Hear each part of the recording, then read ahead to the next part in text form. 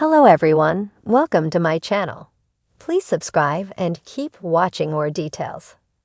General Hospital Tuesday, August 20 recap. Lulu's liver problem, Cyrus confession, and Naina's distress call.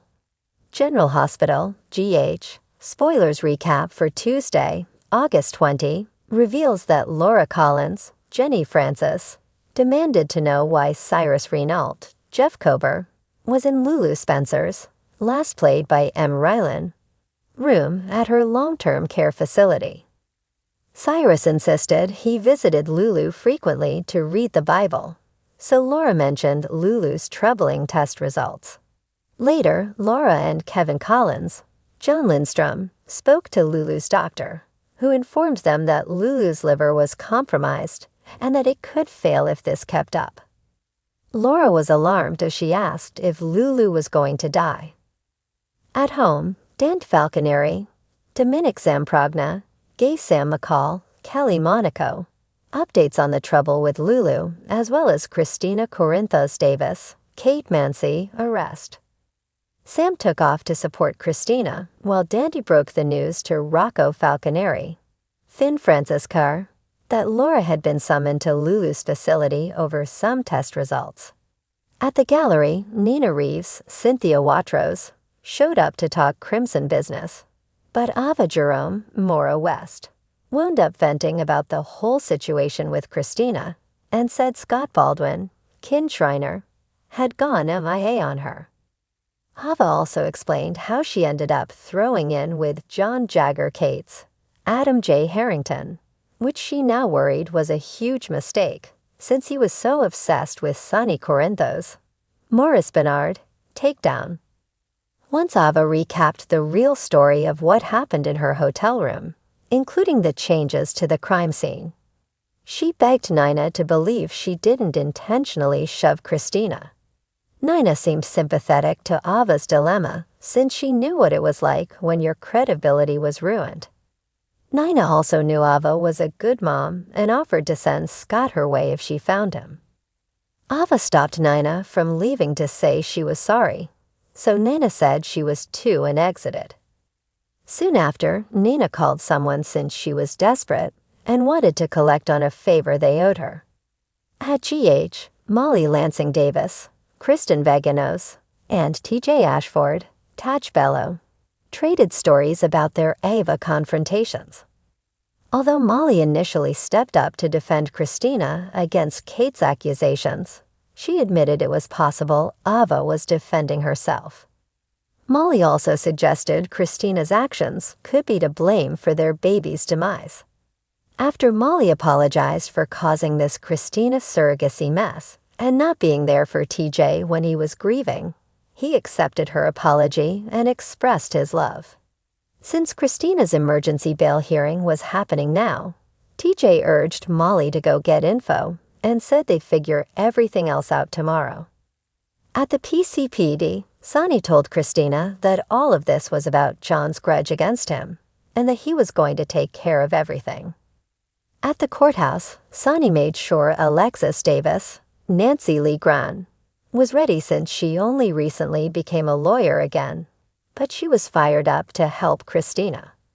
Alexis also wanted to be certain Sonny would keep his cool, but he just wanted his courtroom presence to drive Kate's crazy.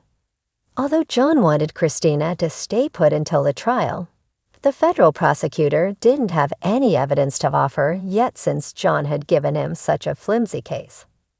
Between that and the news about Christina recovering from a recent emergency C-section, Judge Sullivan, Gita Reddy, had no interest in keeping her locked up.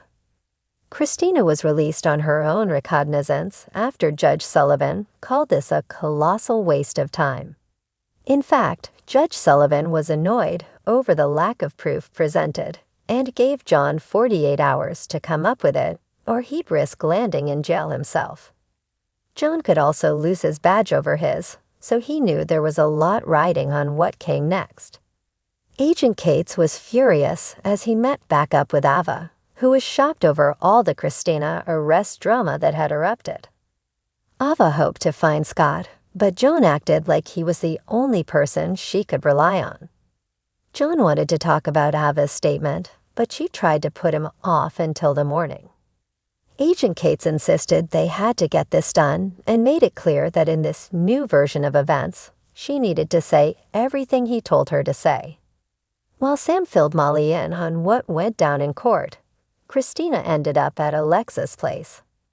Both Sonny and Alexis were there to support Christina, who was grateful to her parents for all their help.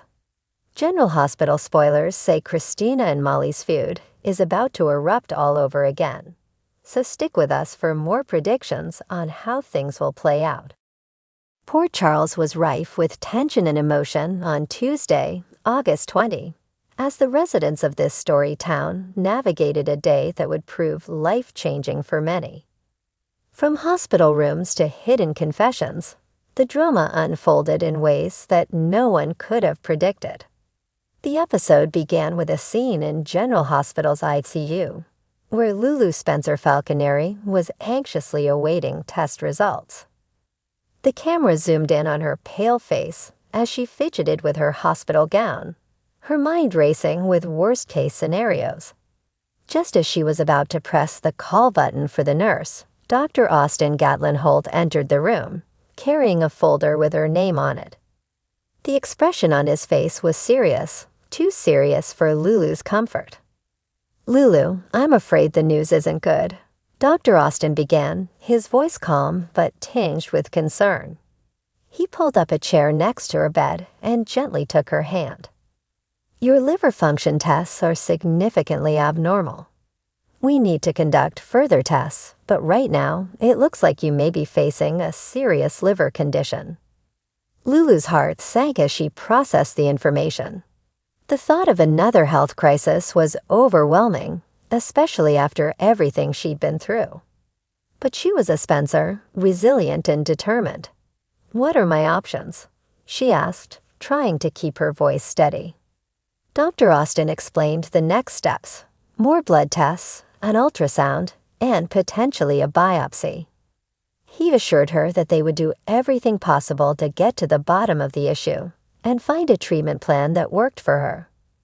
Lulu nodded, feeling a wave of dizziness wash over her. This wasn't what she had planned for her life, but she knew she had to fight. Meanwhile, across town at the Port Charles Police Department, a confrontation was brewing between Cyrus Raynault and Jordan Ashford. Cyrus had been brought in for questioning after being caught on the periphery of a drug bust that had rocked the city. Jordan, who had been battling Cyrus for years, wasn't about to let this opportunity slip through her fingers. As the interrogation began, Cyrus leaned back in his chair, a smirk playing on his lips.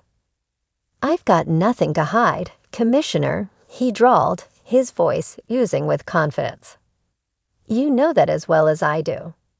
Jordan didn't take the bait.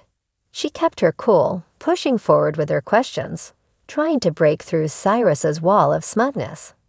But just when it seemed like he was going to stonewall her again, something changed. Cyrus's expression shifted, his eyes darkening as he leaned forward. "All right, you want a confession?" he asked, his voice suddenly low and intense. "I'll give you one, but you better be ready for what comes next." Jordan's heart skipped a beat as she waited for him to continue. The room seemed to close in around them as Cyrus took a deep breath, preparing to reveal something that would change everything. Everything that's happened in this town, the drugs, the violence, the chaos, it's all been part of a bigger plan. A plan that you and your precious police force have no idea about. But here's the kicker, Jordan. I'm not the mastermind behind it. There's someone else pulling the strings, someone who's been hiding in plain sight. Cyrus's words hung in the air like a dark cloud, leaving Jordan reeling.